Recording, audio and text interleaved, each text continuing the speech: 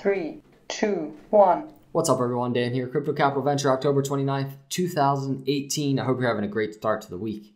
Bitcoin, you better get ready. The money laundering, the fraud, and now Bitcoin causing the catastrophic demise and destruction of our planet itself. You better get ready. Let's talk about that. Bitcoin predicted to be the nail in the coffin of climate change. You're forgiven if you aren't familiar with a digital currency that could single-handedly devastate the planet. Come on, man. It comes from all sides, doesn't it? It's coming. Bitcoin gets attacked from everywhere. 6 months ago, I wasn't either, says Camilo Mora, lead author of the study. When co-author Katie Talladay first proposed analyzing Bitcoin's emissions, Mora thought she was kidding. I thought it was a video game. What came from the analysis floored the research team. From the paper, reducing emissions to keep warming below 2 degrees Celsius is already regarded as a very difficult challenge, given the increasing human population and consumption, as well as lack of political will. Then came Bitcoin. Bitcoin making all things worse. I'll post a link to this site in the description. It's a Forbes article. You can read it. I'm not going to go through this entire thing. But let's talk about that. Should we? Shall we? What?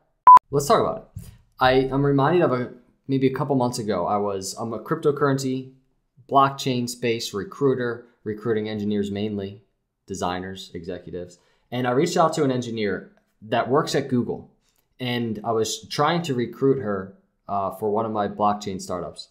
And she said that she's not interested because exactly this. Blockchain is going to destroy the world because of its carbon footprint. And it was so ironic coming from somebody that works at Google.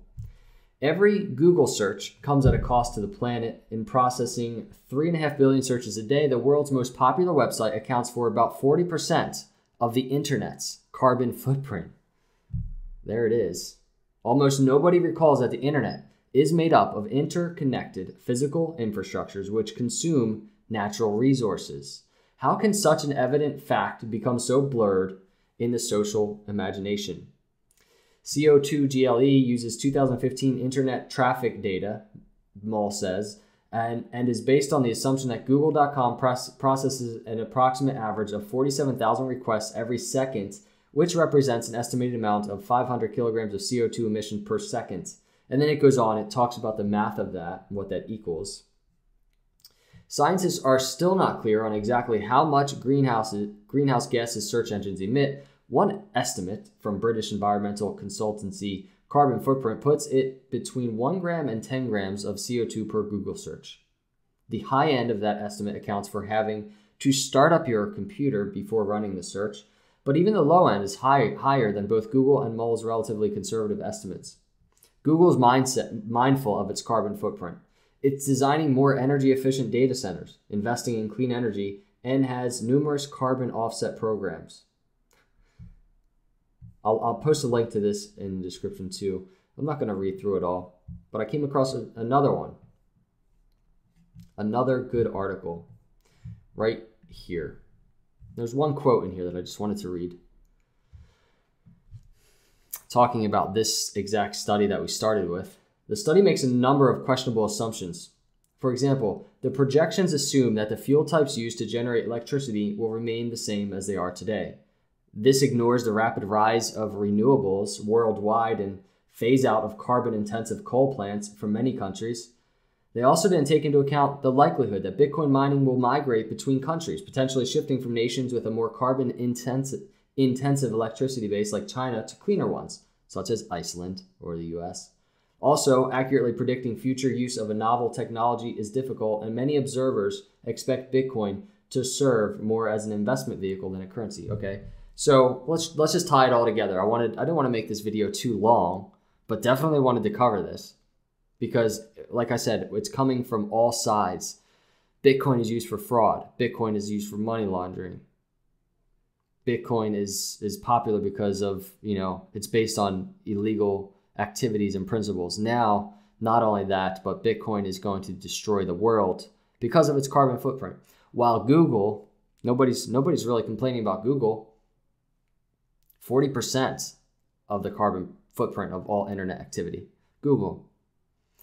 But we don't need to separate these technologies. We don't need to separate Google. We don't need to separate Bitcoin. They are technology that obviously take up carbon footprint. And the solution is the same. First off, it's not going to lead to destruction of the world by 2034, but the solution is the same. Finding renewable resources, renewables worldwide that are going to phase out this type of activity. And as we get continued advance in technologies like Bitcoin, like Google and what Google is doing, what it's done over the last 10 years alone, we advance in technology. We're going to advance in finding solutions to this carbon footprint problem. And that's just what I wanted to say.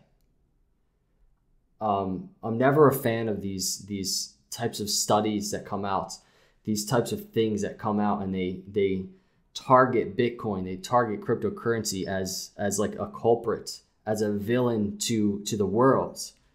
When you have very highly accepted companies like Google really doing the same exact things, and they don't get called out very much.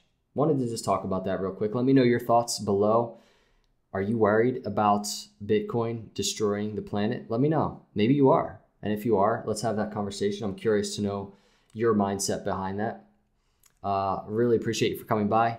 I will see you all in the next video, and God bless.